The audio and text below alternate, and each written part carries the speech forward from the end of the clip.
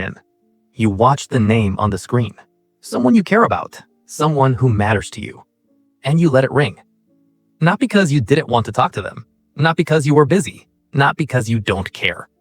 You let it ring because something inside you said, not right now. Not like this.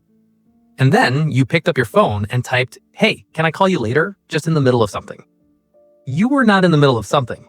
You were in the middle of yourself. And you knew with complete certainty that if you had picked up that call in that moment, the version of you that answered would not have been the version of them that they deserved. This is not phone anxiety. This is not avoidance. This is not antisocial behavior. This is something that nobody has named correctly yet. Until now. Most people will tell you that texting over calling is a generational thing. That Gen Z just prefers screens. That you are afraid of confrontation. That you lack social skills. That something is wrong with the way you communicate. That is not what is happening.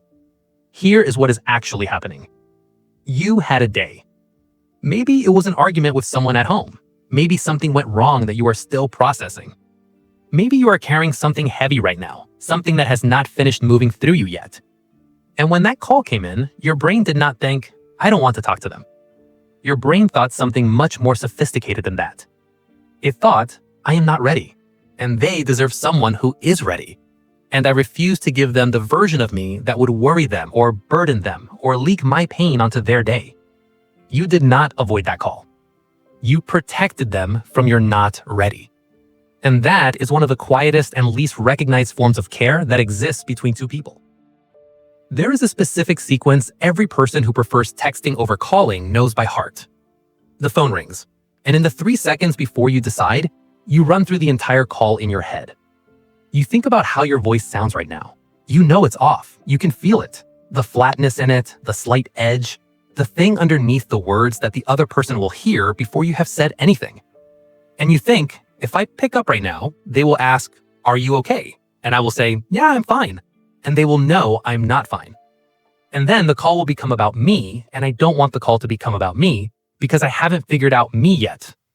And I do not want to make their evening heavy because of something I haven't even fully understood in myself. So you text. Because text gives you something that voice never can. Time. Time to find the version of yourself that is not going to accidentally hurt the person you love with pain that was never meant for them. Here is what psychologists have found. Your voice carries what your words do not. There is a phenomenon called emotional contagion. It means that human beings, whether they want to or not, catch each other's emotional states through voice, through tone, through pace, through the slight tremble that happens when someone is holding something heavy. Most people are not aware this is happening, but the specific type of person who prefers texting over calling is almost always deeply aware of it. Because they have spent their entire lives noticing exactly this in other people. You've heard someone say, I'm fine on a call, and known within 2 words that they were not fine. So you know something that most people have never consciously understood. Your voice is not just a communication tool. It is an emotional transmission. And when you are in pain or processing something, or not yet back to yourself after a hard day, you go quiet. Not because you are shutting people out, but because you are acutely, painfully aware of what gets transmitted when you don't.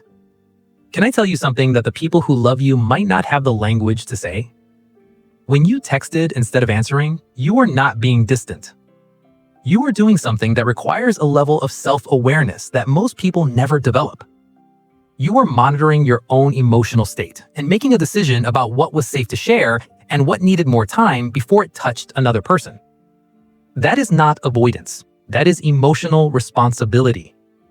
The world has taught you that being available means picking up the phone, that love means answering, that distance means something is wrong. But nobody taught the world about the person who doesn't pick up the phone because they love you too much to give you the version of themselves that would worry you tonight. Some people answer every call and say nothing real. You miss some calls, and when you finally speak, you mean every word. Here's the deeper part.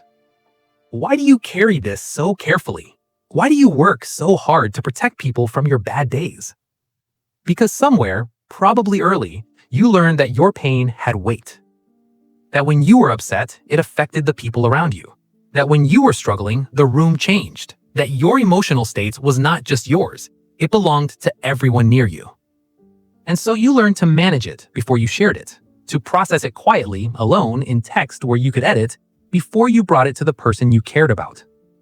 You learned to protect people from your worst days because somewhere, someone needed you to. And you did it so naturally for so long that now you don't even recognize it as a choice anymore. It just feels like who you are. But I want you to understand something. You are allowed to call someone on a hard day. You are allowed to let your voice be imperfect. You are allowed to not be okay and still be worth talking to.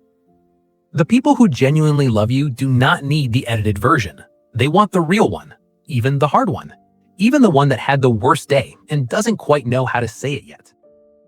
So how do you actually live with this? Step 1. Learn to tell the truth in the text. If you are not ready to call, say why. Not I'm in the middle of something, the actual why. I had a rough day and I'm not back to myself yet. Can I call you when I am?